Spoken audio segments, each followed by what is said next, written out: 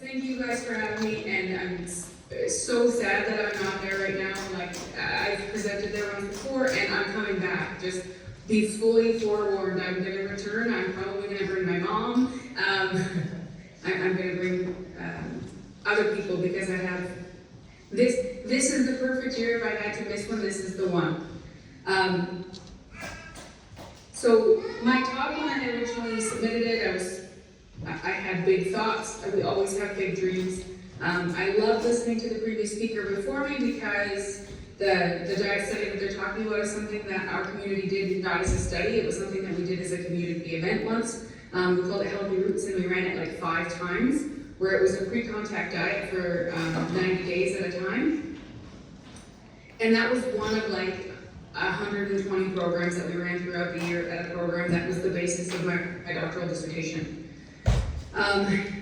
Now, having said that, right before I got to the really juicy bits of what every academic hopes for, is that research moment when you get to talk to people and do things, the Our Sustenance program that I was running with my mom closed. So we ran from 2011 to 2018. I tell people all the time, we snuck in just at right on the line of having 7 generations impacted, because from year 1 to year 7, we were able to do so many things with so many people. I will give you the briefest of like snippets. It started as a farmer's market and community garden, and it grew to be a self-sustainable example in the community. With so many other things, we ran the farmer's market, we had a community garden, we had a market garden to feed that market. We had chickens for eggs, we had horses for compost, we had worms for compost, we had gardening classes, we had cooking classes, food preservation classes, a community kitchen for everyone, and a 12,000 square foot greenhouse that we used to show people all of those things. And then on top of that, also run community events and activities. We were on a few acres. We had a meditation garden outside that was shaped like a turtle's back.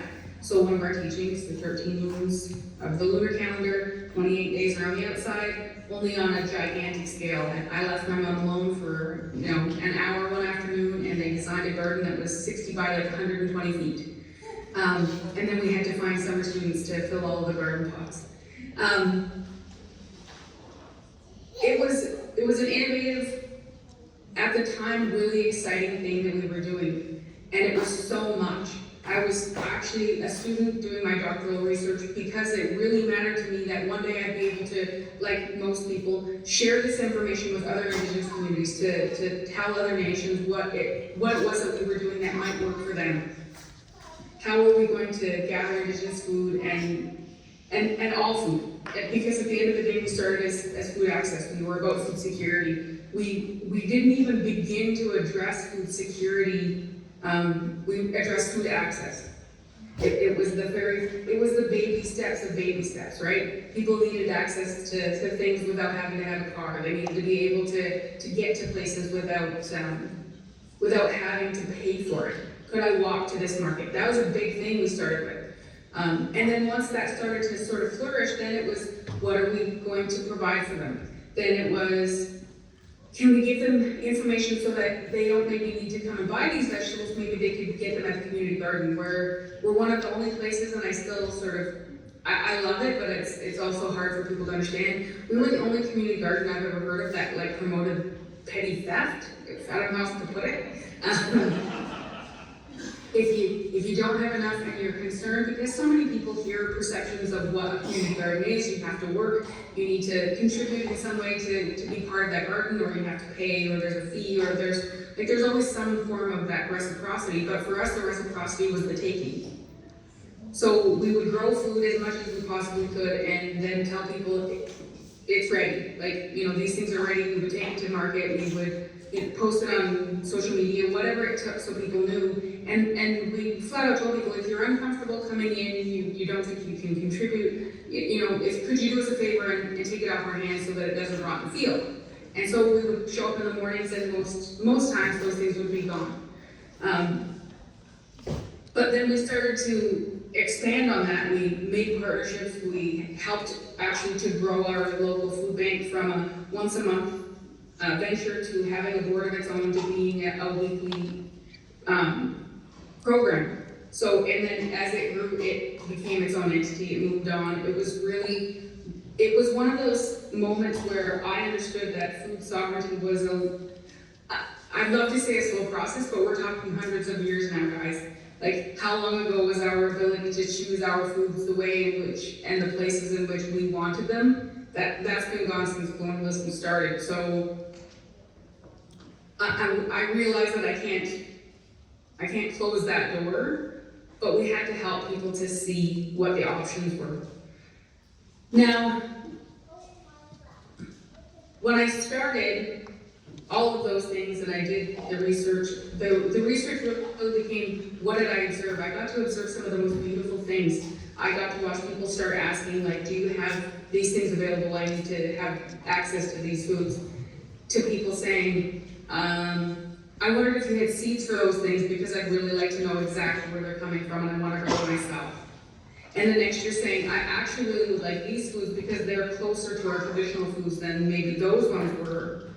Can I grow those? Can you teach me how to preserve them? So that when we had a pre-contact diet event in our community, people could say, okay, here's the modern version of that. Here's something I might have harvested, but I only have enough for my family for a couple of meals. It's not a huge thing, but I know that it exists somewhere around the world in another form.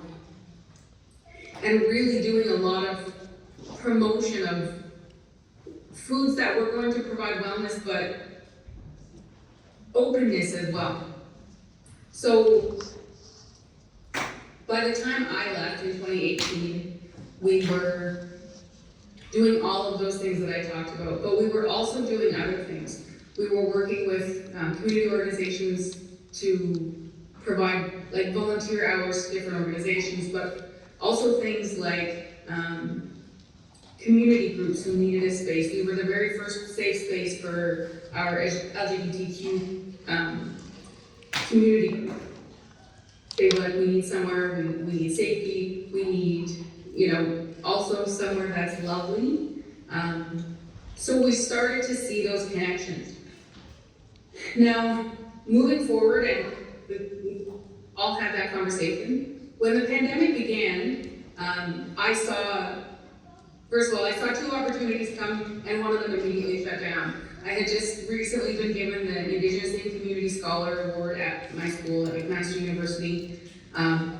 So I'll back up the train so that you guys all know, yes, I'm from Canada, we're a ginormous country. I'm from Southern Ontario. Six Nations of the Grand River Territory is it is the only place on earth where the Six Nations of the Haudenosaunee Confederacy actually reside together. Akwesasne, Onondaga, Ganawage, Seneca, Tuscarora, Onondaga, those are all reserves that you'll find in Upper New York State, Quebec, and Ontario, but they're all individual nations, whereas we are the only one where we're all together. This is where the Hugas started, and then all of the other nations came. So our community, we had a lot of thinking to do, and much like the previous speaker, when the pandemic started, we closed the borders of our community, specifically so that our elders would be safer. My mom's still working at the time with health services. She immediately set up an emergency food program to deliver food out to people on a needs basis based on how many people were in the home and what they had access to. Did they have access to clean drinking water? Did they have access to anything? Could they get out? What were the things that they were lacking? Those kinds of things, because the increasing cost of food as well as the capability to access it were things that we wanted to factor in for people. Because someone who maybe lives on a fixed income, who could afford groceries, would call and say, I was able to get my usual noodles with soup, my, this, that, and the other, but I couldn't afford these things. And people were really willing to talk about that a lot more with this program because they didn't have to. They could say, we need food, and they would be sent food for as many days as possible. That was how it was designed. it was the very start of the conversation that I was having as an academic with my community after having left. And I went back to them and I said, what is it that you really want to know? We went round and round about conversations, and the question kept coming back to what are the things that really, what do we do? And I kept sort of pushing and asking. And it's one of the biggest reasons I'm sad to not be there in person is because my favorite part of any gathering of Indigenous people across the board is they're going to talk about their community's food. They're going to talk about what they ate. And when I say community's food, because I started with food security, I don't care if your food is, and it's the one that comes up all the time for me for whatever reason. I don't care if all you have in your house is Pop-Tarts, and that's what we're going to talk about. We're going to talk about your favorite flavor. We're going to talk about like if it's on sale. We're going to tell you, we're going to have that conversation. And then we're going to talk about like what your favorite food was as a kid. We're going to go through all of those things because it comes up perpetually. So what I kept finding was that was true no matter where I was, what we were doing, and when I was talking to folks at Health about what they really wanted to know. And when we started talking food sovereignty, they kept still coming back to those things. But they also kept pulling in other questions. How connected is it to our culture? How do we connect it to our language? And how do we make people understand that those things are actually one thing?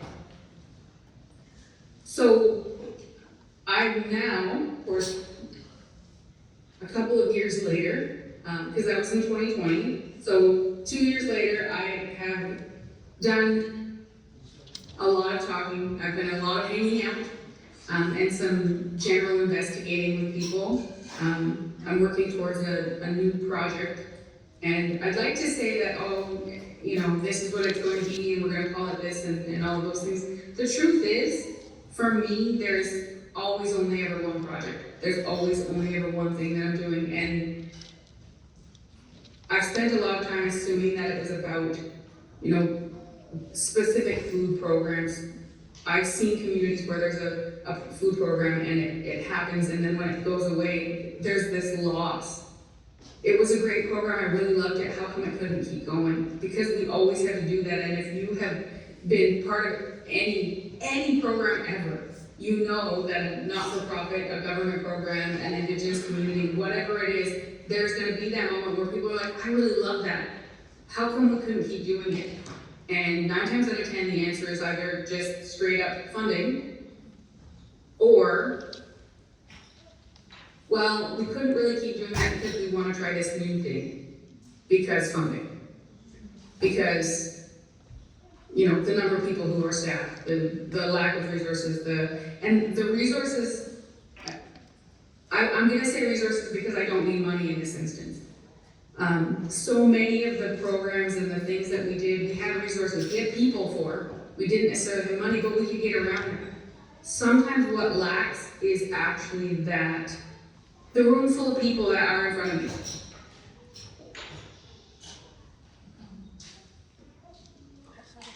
What's missing sometimes is people with the skills and the knowledge to give to others. So when you get into a room like the room that you're in, I want everyone to just take a minute, and I'll wait. I genuinely I'll wait, because I missed all of those pieces yesterday and today. Can I just have each of you turn to your left, to your right, across the table, whichever one it is, and look at the person and say, thank you.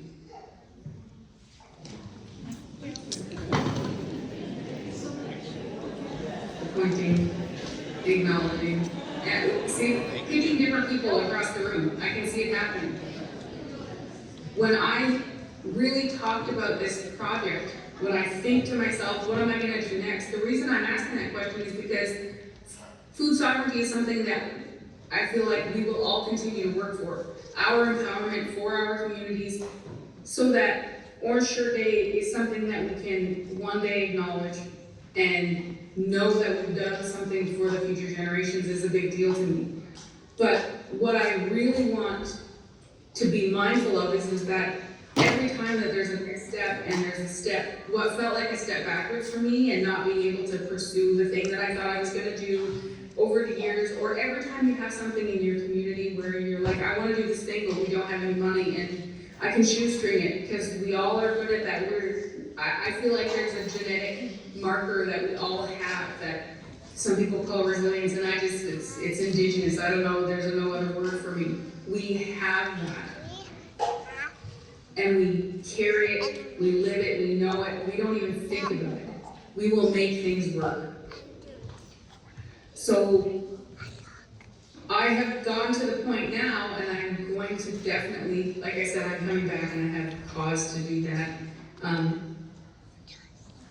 What next for me is taking those questions that have been building for the last 2 years, that question of culture, language, community, food sovereignty, food security, partnerships, people, and I'm collecting them. And I don't mean like doing surveys and asking questions.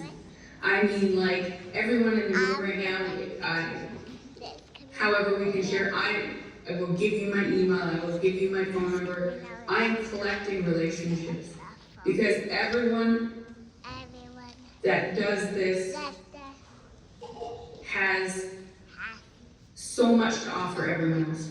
We have a gift for each other.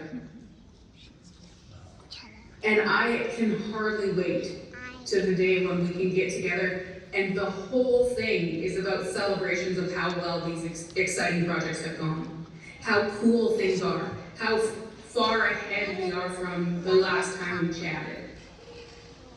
Because when I have to ask the question, you know, what next, it's because we've had to reevaluate. And I didn't want that to not be part of my work. As a researcher, as an Indigenous woman, as a person, I want to learn from everything and everyone. And at the end of the day, this is the best way to me to do it, is to talk to people, to be in the world about what I'm doing, and to talk about how hard it is for our communities sometimes, how exciting it is when you get the chance to do a cool project like the one we heard about just before right now, and make sure you celebrate them. I'm going to stop there.